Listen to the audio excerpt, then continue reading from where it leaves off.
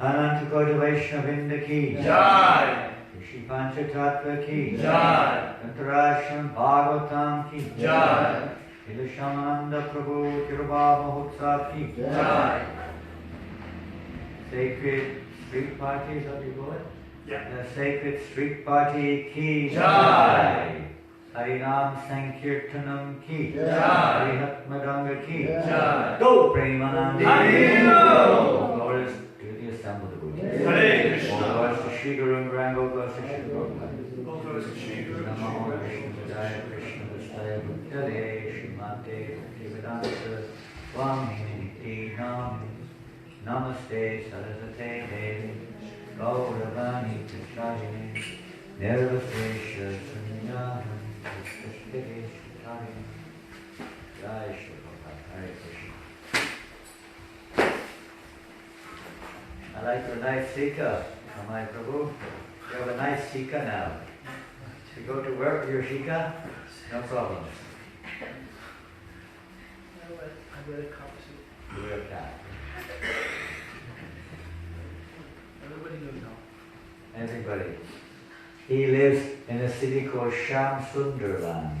It's called Sham Sunderland where they live. It's not far from here. It's not a big city. Everybody there, all the devotees push.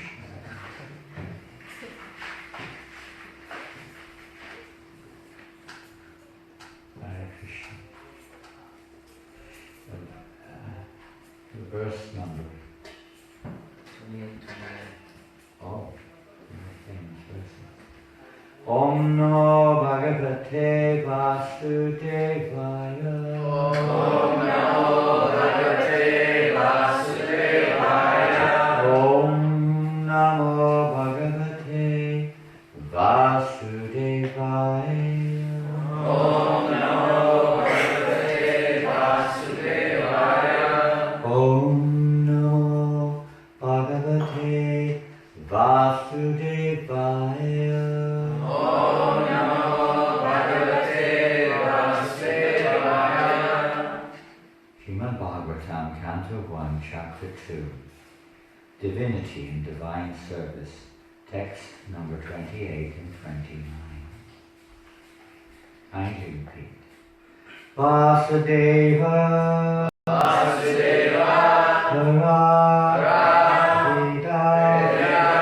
Vasudeva, Vasudeva, Paramakaha, Vasudeva, Vasudeva, Yoga, Vasudeva, Vasudeva, Priyaha, Vasudeva Paraveda, Vasudeva Paraveda, Vasudeva Paramaka, Vasudeva Paramaka, Vasudeva Parayoga, Vasudeva Parayoga, Vasudeva Parakriya, Vasudeva Parakriya, Vasudeva Paraveda, Vasudeva Paraveda, Vasudeva Paramaka, Vasudeva Paramaka, Vasudeva Parayoga, Vasudeva Parayoga, Vasudeva Parakriya, Vasudeva Parakriya, Vasudeva Paraveda, Vasudeva Paraveda, Vasudeva Parayoga, Vasudeva Parayoga, Vasudeva Para.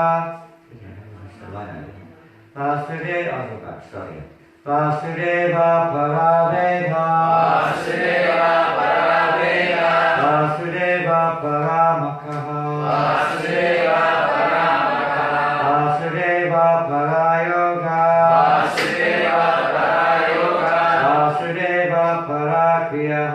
Vasudeva Parakriya. Quite an easy verse to chant, I think, and maybe even to learn. Possible. It is possible in Kali Yuga to learn this verse. Anyone like to repeat?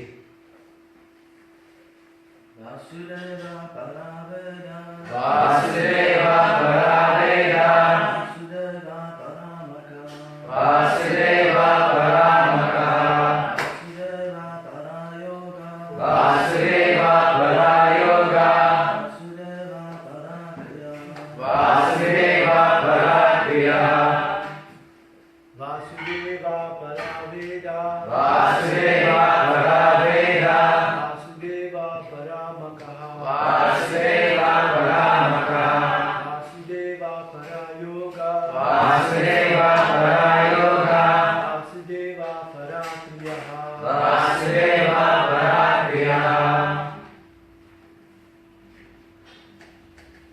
Anyone else like to chant? Vasudeva Paraveda, Vasudeva Paraveda, Vasudeva Paramakaha, Vasudeva Paramaka, Vasudeva Parayoga, Vasudeva Parayoga, Vasudeva Parakriya, Vasudeva Parakriya.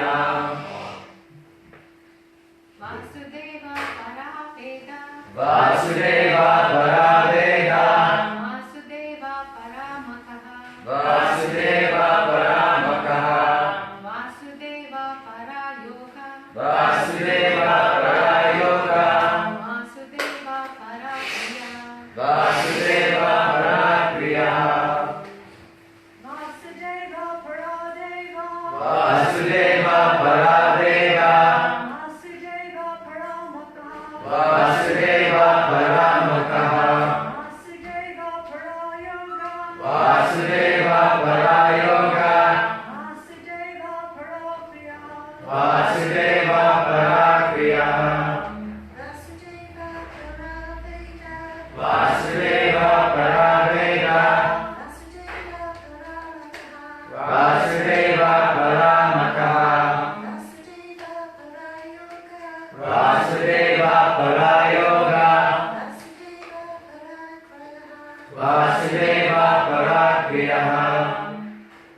Vasudeva Param Jnanam, Vasudeva Paramyanam, Vasudeva Param Tapaha, Vasudeva Param Tapaha, Vasudeva Parodharma, Vasudeva Parodharmo, Vasudeva Paragatihi. Vasudeva Paragatihi. So you could possibly learn 2/3 of that verse already. Right? 2/3 of the verse you may have learned more or less. Vasudeva Para. You've already learned 2/3 of the verse. Really good. Like the Brahma Samhita, if you learn Govinda Mari Purusham Tamaham Bhajami, it means you've learned 1/4 of the Brahma Samhita, at least one. That's all you can. Very famous verse in the famous chapter of the Srimad Bhagavatam. You could say it's the essential foundational chapter of the Srimad Bhagavatam, second chapter of the first canto. Practically everything one needs for the path, execution of the path of devotional service. The execution of devotional service is to be found in a nutshell in this chapter. No point going on to the rest unless one imbibes, unless one applies the essential direction of this second chapter. So we'll go through the word for word. Here's a big Vasudeva, Vasudeva, the personality of Godhead. Personality of Godhead. And I'm not going to repeat it over and over again, it's repeated 8 times. Paraha, Paraha, the ultimate goal. the ultimate goal. Vedaha, Vedaha, revealed scriptures. revealed scriptures. Paraha, Paraha, for worshipping. for worshiping. Makaha, Makaha, sacrifices. sacrifices.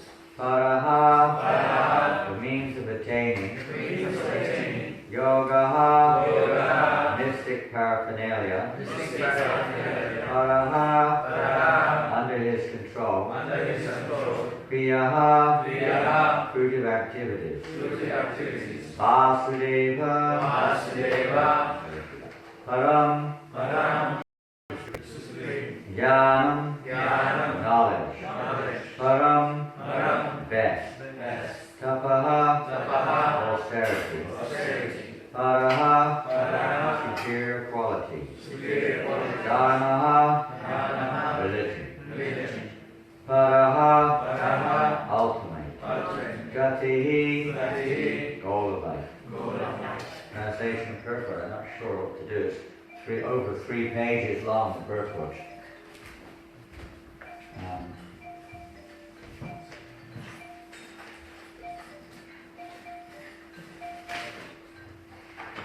We'll read the translation and see what happens. Today is also the disappearance day of Shyamananda Pandit, one of our most esteemed, famous acharyas in our line of Vaishnava succession.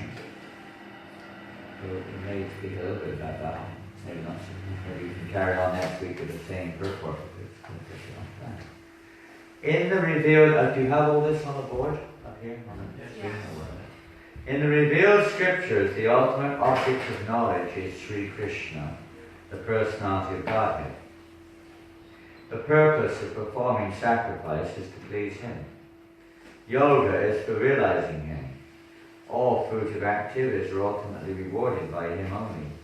He is the supreme knowledge, and all severe austerities are performed to know Him. Religion, dharma, is rendering loving service unto Him. He is the supreme goal of life. Well, you could say it's quite self-explanatory. You could go, no doubt, one could go on and on and on. Sri Goswami could expand on this more and more and more with every other aspect of occupational duty or spiritual endeavor, religious practice, etc. To emphasize the same thing. In other words, the purpose of everything is Krishna, Vasudeva, the son of Vasudeva. The purpose of everything is to attain Him, to know Him, to realize Him, whatever you want. But He's the goal, the ultimate goal of everything. Everything else is considered to be a useless waste of time if it doesn't help us to reach that goal, Vasudeva, the ultimate purpose of life. So we'll read a little bit of the purport and then we'll see how we do. Srila Prabhupada's purport. That Sri Krishna, the personality of Godhead, is the only object of worship. Is confirmed in these two shlokas. In the Vedic literature, there is the same objective: establishing one's relationship and ultimately reviving our lost, loving service unto Him. When something is lost, means we've had it and we've lost it, so we have to find it. It's not something foreign. The material world is foreign to the soul. Well, we become so accustomed to this material environment that we accept this as home, normal, but it's actually totally foreign to the soul. Our normal circumstances to be fully absorbed in loving service to the Supreme Lord. The constitution of the soul is not something which is obtained, it's just the Krishna Prem Sadhikavanai Shavnandi Shudachiti Kari. It's not something which we get from some external source, like you may go to university and study and maybe get a degree or something like that, or you go to some place to get some objective result. But love of God, as we consider, is eternally situated in the heart. It's already there. It's just we've forgotten. We've lost contact. That one has lost contact with what is already there. It's hidden, covered over by so many other attachments and coverings of karmic, coverings of various kinds, subtle and gross, and we've forgotten the inner relationship, and we consequently the soul, which by nature is searching for rasa or relationship. So we are making relationships with the energy of God, the external energy in this case. We're making relationships with the external energy and other conditioned souls within the external energy. And in this way, we're covered over and conditioned. To give a lot of practical examples to illustrate how a person becomes conditioned to a certain environment and because unaware or forgetful of perhaps previous environments or other existing environments in this world due to conditioning. And as long as one stays in that conditioning, the awareness of other environments does not take place. So the awakening of that love of Godhead is the purpose of human life. The ultimate purpose of human life is the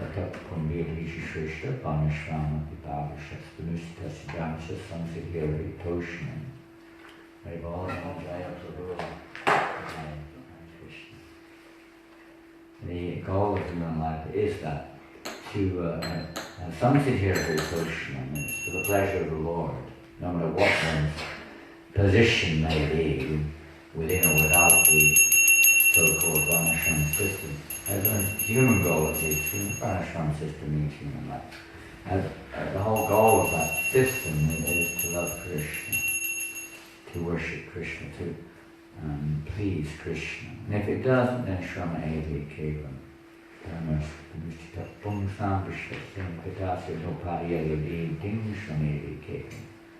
Whatever we do in life, if it doesn't please the personality of Godhead, is a waste of time. If it doesn't help us to awaken our remembrance of that personality of Godhead, whatever we do. So how to remember that personality of Godhead?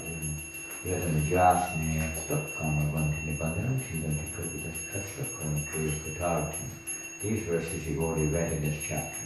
Everything is summarized. This is just, you could say, a kind of captures every aspect in a nutshell. This is the goal. How do we do that? Learned transcendentalists, cut the knot, the coverings in a heart. So the knot we're caught up, the tight, bound up in this. Cut the knot, cut the knot by remembering the personality of Godhead.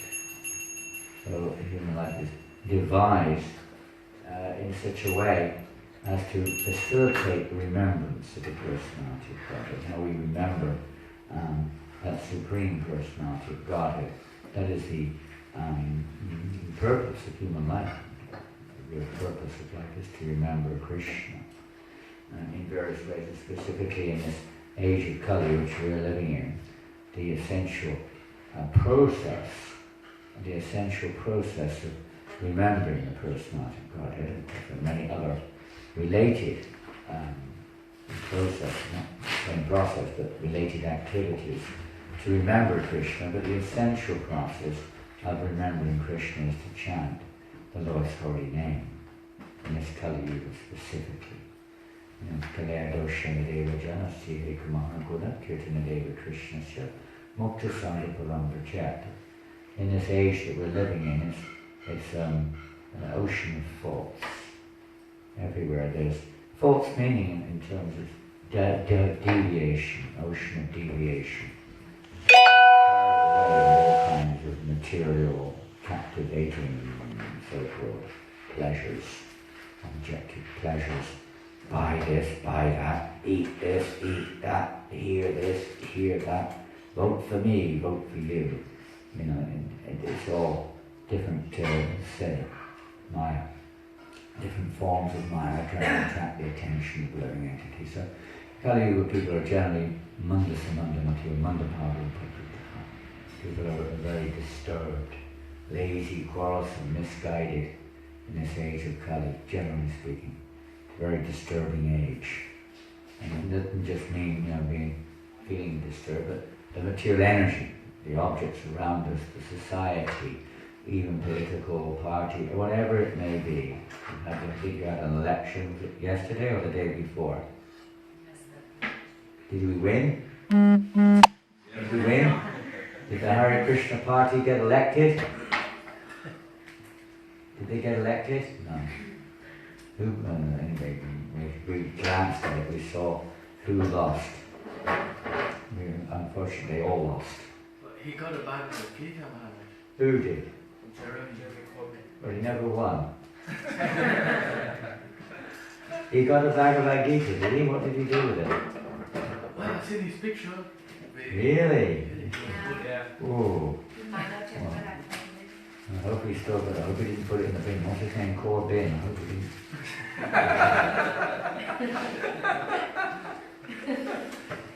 So did the president. He won. The president of France. What's his name?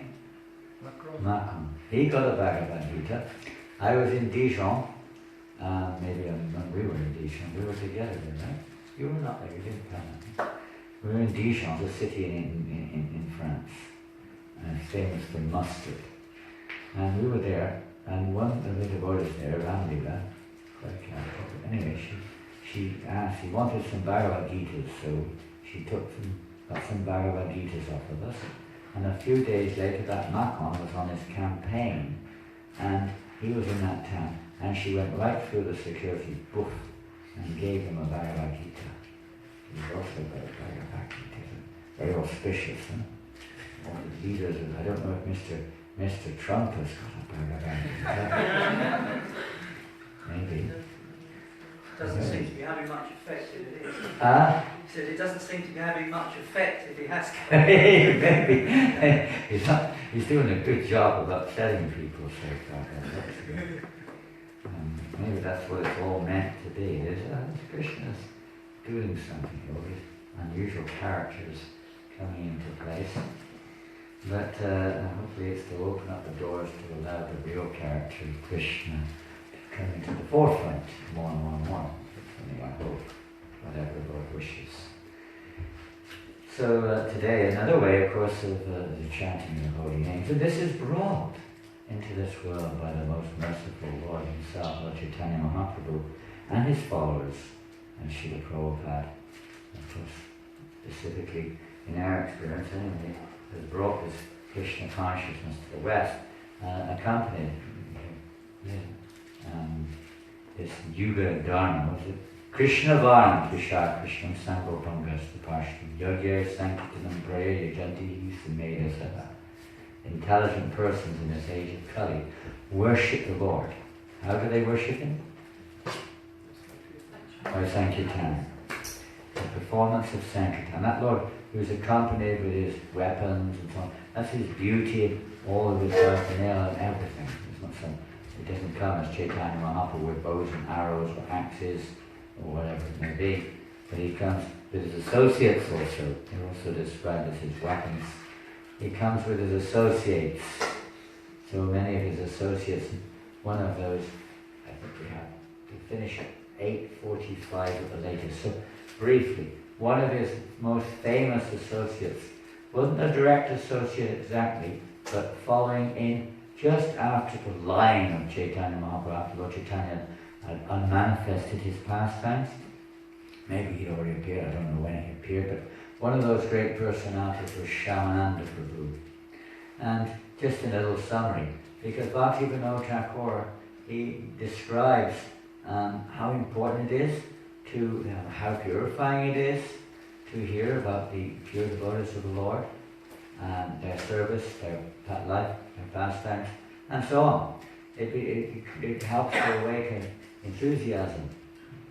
We need all the enthusiasm we can get, in a sense, to instrumentally be an instrument to try to push forward this Krishna consciousness. Even our own practice, we need enthusiasm. Easy to get a little bit, lethargic, Kali Yuga, and distracted. So to have enthusiasm. Enthusiasm means really fixed attention. It's not just some passion now and again. He's really enthusiastic. Maybe enthusiastic to watching, movies or something. Enthusiastic to gorge himself. He may, it's not really enthusiasm. It's passion for that which satisfies our senses. Really enthusiasm when our intelligence is focused on a goal. So by hearing about those who are focused on an ultimate goal, ultimate goal being Krishna in this case, by hearing about them, and so it means we're associating with them, so you can get enthusiasm, you can get confidence. We need confidence. Sometimes we have doubts because we lose our, maybe not, maybe that, and we lose our confidence. And satisfaction. Everybody's looking, even the Rolling Stones are still looking for satisfaction, but they can find it only if they associate with pure devotees of the Lord, which is the only way we get ultimate satisfaction. Maybe it's some temporary satisfaction, but it's only short term, and it is mixed with misery also. So the ultimate satisfaction is delivered. How is it delivered? It's not like they kind of like push their fingers in the eyes, or smack you on the head, or whatever it is, something like that. But the process, as is mentioned in this chapter, the process of pure devotional service. Baba said that's His mercy. He's giving us this process of pure devotional service. And not just some watered down, whimsical process, but pure devotion. Well, at the beginning, any level, even if it's mixed, is fine. But that gradually, under the direction, guidance of the pure devotee, leads to pure devotional service. Even in the chaotic world that we're living in today, one can come to that platform by the mercy of the pure devotee, if we take shelter of their lotus feet. So one of those great devotees, Shyamananda Prabhu, we just briefly mentioned a little bit about him. He appeared in this world as one of the eternal associates of the Lord in the spiritual realm. Some of these internal. Everyone's eternal. All of us are eternal. But some are internal. That means they never ever come in contact with the external. They are not ever of the category of tatastha, means marginal. Most of the, expansion per the living atoms, whatever you want to call them, the souls are tatastha. That some living entities, although possessing, you could say, characteristics of a certain amount, in some ways, not so much the same, but they have those characteristics of loving exchange, desiring relationship, everything is there, but there's no propensity to be separated from Krishna. The tatastha Shakti has this propensity to somehow or another express independence, separateness from Krishna, whereas the internal Shakti, the internal devotees internal energy, never separated from Krishna at any stage of existence. So he's one of those. He's come from that internal platform, Shyamananda Pandit. And they appear in this world just to assist the Lord and give their association. To this day we're still getting his association, a very special, not ordinary living entity. So he appeared in Utkal, which is now called Odia, Orissa. He appeared there sometime in the, in 16th century, I don't know the date, sometime or another. His parents were also great devotees, and he immediately, they had many children, like boys and girls, but they'd all passed away, so they were kind of a little bit, you can imagine, I don't know how many, quite a few kids, and they all passed away, so you can imagine how parents would feel. They felt a bit depressed, So when this one child, this boy was born, and he survived, they gave him the name Dukhi. Dukhi means sad, sorrow. Kind of funny name to get, but they gave him that name, Dukhi. So he had that name, and but he could see, everyone could see he was a great devotee right from the beginning. Their parents were devotees of Krishna. In the village, most people, a different environment, very favourable for hearing about Krishna. So he heard a lot about Krishna and became extremely attached. And he heard about Chaitanya Mahaprabhu. He became very surrendered and completely gave himself to wanting to be a follower of Chaitanya Mahaprabhu. At a certain point of time, his parents suggested that he get initiated. They wanted to get him initiated, and he said, "Yes, my guru is Hridaya Chaitanya, and he lives in Ambika town." What? The boy told his parents who his guru was and where he lived. He said, "I will take initiation only from him." It was a long way away in those days. There was no trains, aeroplanes and cars and things like that. Quite a long way away. I will take him. They said, "How will you go there?" He said, "I will go there. I will find the way. There are many people who are going in that direction. I will have no problem." And he did. He went to Ambika town, and there, because Hridaya Chaitanya was a disciple of Glories of Pandit, a great devotee of the Lord, devotee of Lord Chaitanya Mahaprabhu, was worshipping Davis of Gauri-Nitai. If you go to Ambika town, you can see him. He was worshipping Gauri-Nitai. And one of his disciples was Hridaya Chaitanya, so he went there. And he was asking, "Where's the house? Where's the ashram? Where's the temple of Hridaya Pandit?" And so they were directing him there, and they got there. And just at that moment, Hridaya Chaitanya, actually walking by, he saw a young Dukhiya, and he could see, "Who is this person?" Dukhiya immediately thought, he didn't necessarily know who he was, but he immediately offers obeisance. This is a fortunate person. And they both looked at each other and said, "Who are you?" And he introduced himself, and of course, Dukhiya surrendered to Hridaya Chaitanya and actually took initiation from him. And Hridaya Chaitanya engaged him in devotional service there. After some time, seeing what an incredible devotee, he initiated him with the name Krishnadas. So sometimes he's known as Dukhi Krishnadas. We gave him that initiated name. And then he seen how wonderful devotee he was. So then he decided the best thing would be to send him to Vrindavan, because at that time, after Chaitanya Mahaprabhu's pastimes had been manifested, the head of the Gaudiya line, in terms of accepted as the greatest scholar and leader of the Gaudiya line, was Jiva Goswami, the esteemed nephew of Krishna and Sanatana Goswami, who was living there in Vrindavan, Jai Shri.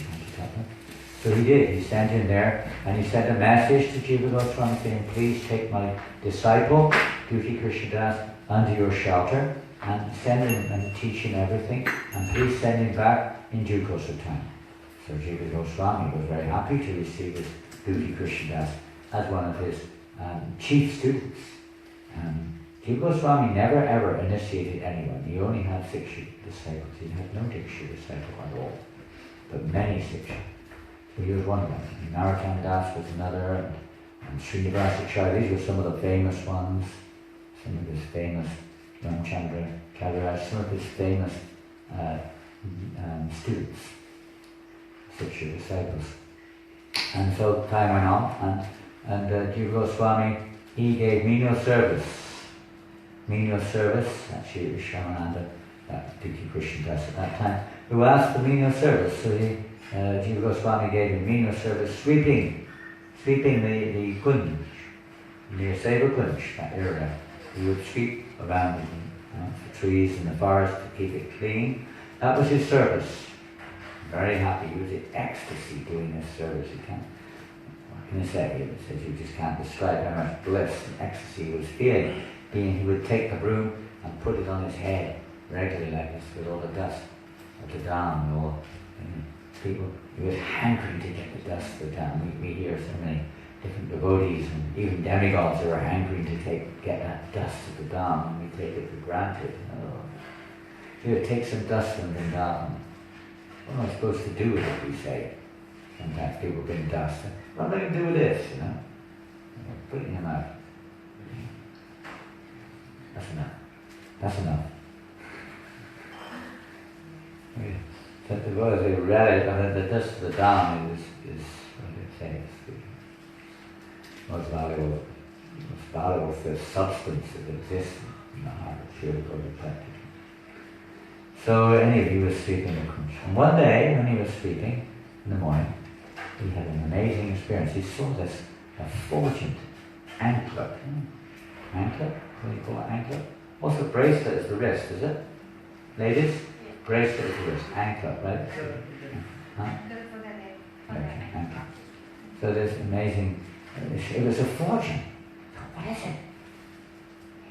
Picked it up, looked at it, it was like sharp, it was like a fortune. He could feel this is not ordinary. He touched it to his forehead, wrapped it in cloth, and kept it hidden. He said, if the owner of this comes, I will give it to the owner, nobody else. Somebody has lost it here. He could see this was not of this world practically. Something very special. Consequently, on another plane, you could say, of perception, consciousness, Radharani and the gopis, Radharani suddenly noticed one of her anklets was missing. Oh no, where's it gone? Everyone's looking left and right. No one could find it. Oh dear, what's happened? She said. It must have fallen off last night when we were engaged in pastimes in Seva Kunj. Please, gopis, who are friends or intimate Shasta Sakis, please go and find out where is that anklet and bring it back. So they all went looking. Vishaka came to that place where Shyamananda had been sleeping, and she saw Shyamananda. Shyamananda saw Vishaka. Where is this? This unfortunate damsel has come into the grove. She was almost impossible to look at, so brilliant. And she came there. She said, my dear, have you seen an anklet, a golden anklet anywhere here in this grove? Yes, I have. Oh, can you please give it to me? Who are you? I'm just a local cowherd girl. And why are you asking for it? Oh, my mistress, she has lost it somewhere. She is newly married, and when she was in this grove picking flowers, it must have fallen off. Can you please give it to me so I can give it back to her? I said, no, I can't give it to you. She'll have to come and get it herself. Only then will I give it. Vishaka then disappeared. And she went back to the Radharani and explained what had happened. So Radharani then appeared there with Vishaka and the other gopis. And suddenly, boom, there she was, in front of him.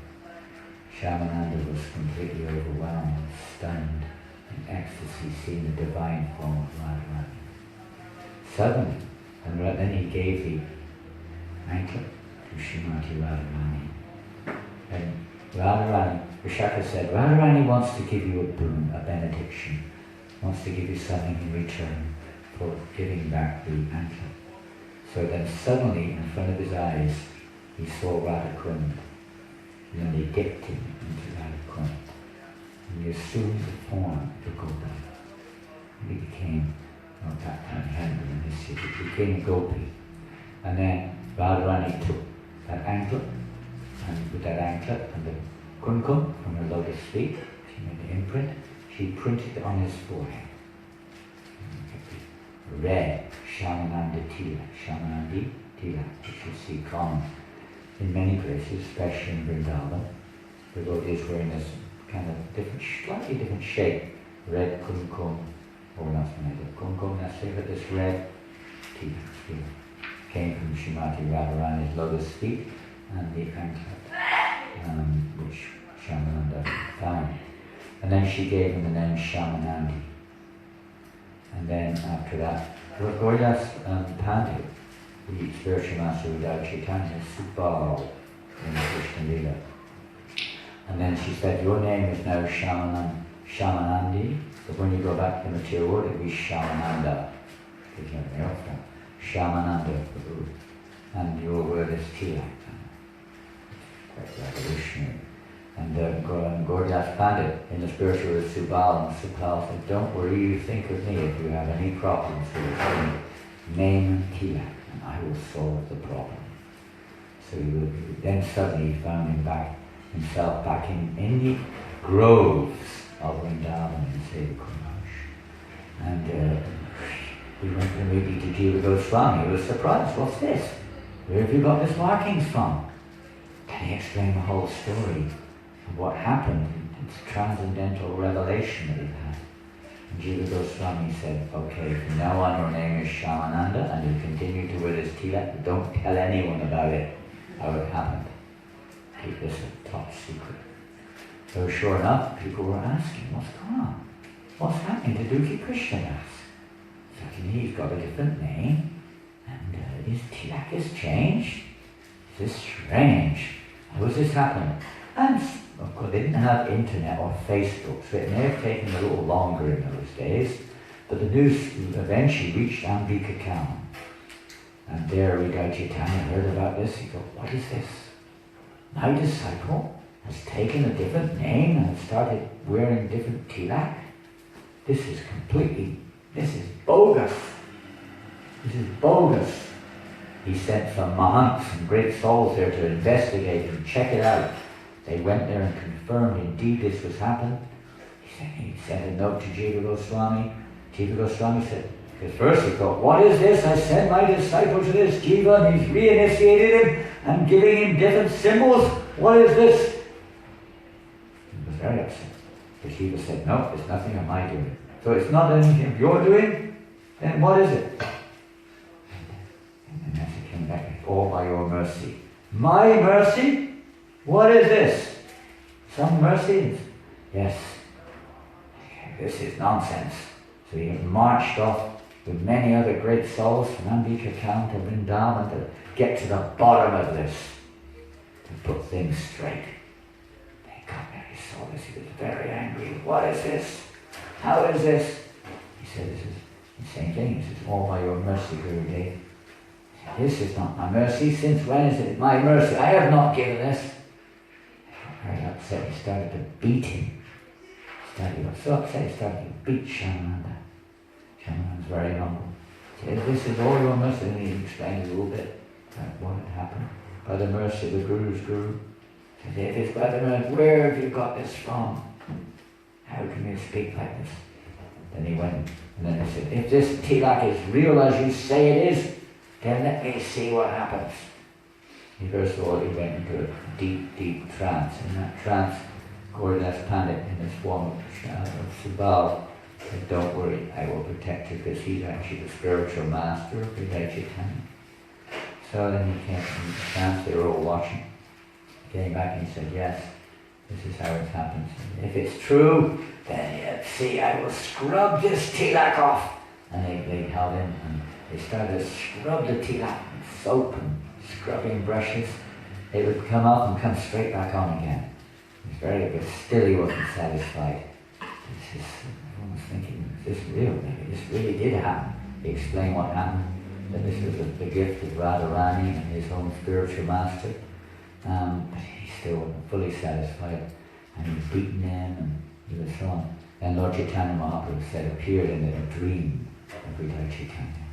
And he appeared there, his own spiritual master appeared. And Lord Chaitanya said, you've beaten me on the back, it's just like you've beaten me, Lord Chaitanya said.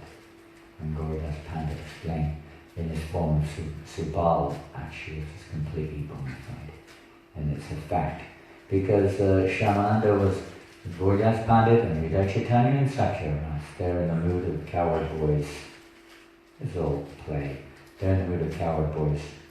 Whereas Jiva Goswami and Shyamananda are in the mood of Kanchika.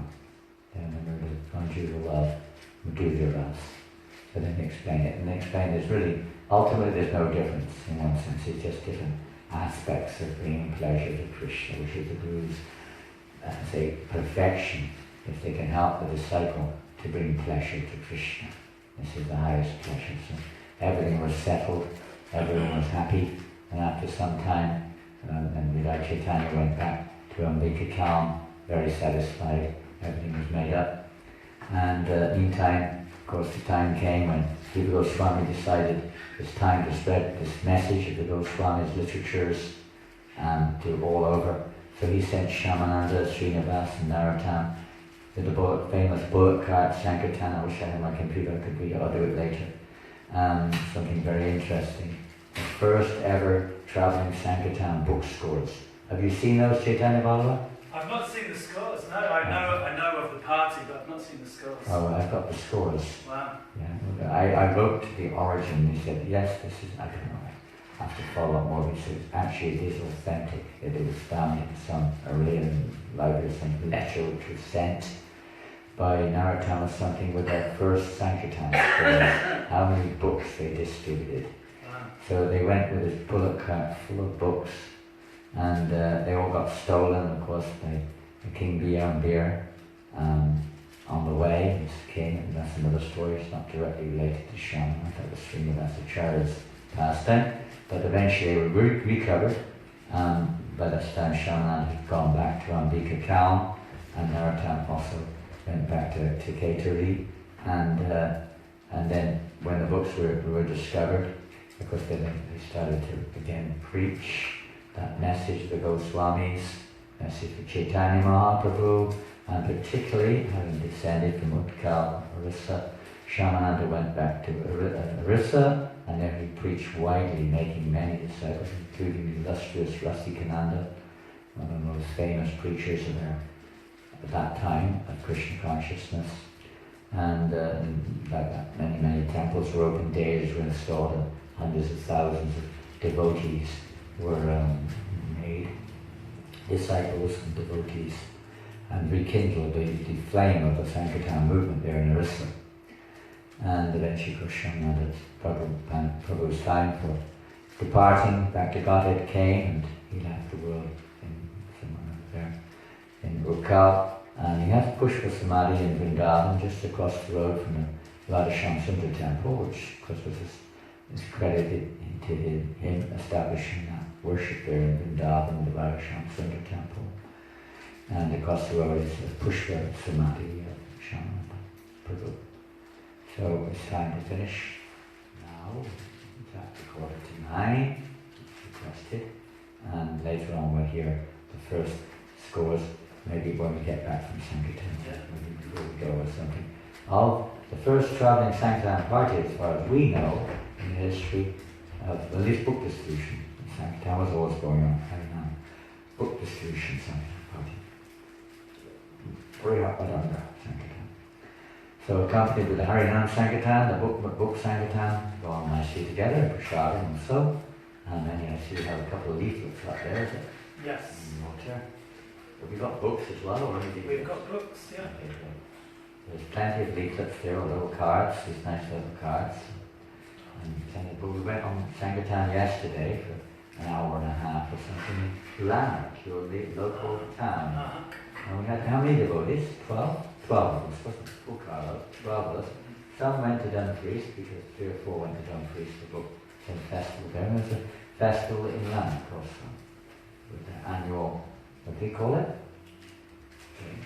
Carnival, something or another, some kind of carnival. And we went there, and there's not so many people when we went there. It kind of was just, we missed the kind of busiest section. The busy section in the evening was quite not. We were there just after midday, but it was good, it was nice. And all the books, some of the devotees, and Lochan was doing books, and a few others were doing books. All the books went very quickly, isn't it? Quite easily, and people were nice and gave money. They were giving quite, one man, or late man, wasn't it? Gave Priya Sundari, gave £20. Would you like a fiver or a 20? She should have said, why not both? But she just said, nicer to give the 20. They were a very happy mood, I suppose. They were nice, all the books went out, chanting and all. So we hope today also lots and lots and lots and lots and lots and lots and lots and lots and lots and lots and lots of books will go out. And lots of cards and holy name, and we have prasadam or not? Yeah, we've got, we usually do about 250 sweets. Last time we did 306, which was our world record. World record? World record or just North Our East? world record. Your Newcastle record. We do a tour in France also every week on Saturday. There's not many before, is it? They make anything from 400 to 700 maybe cookies, isn't it? Cookies. They make cookies.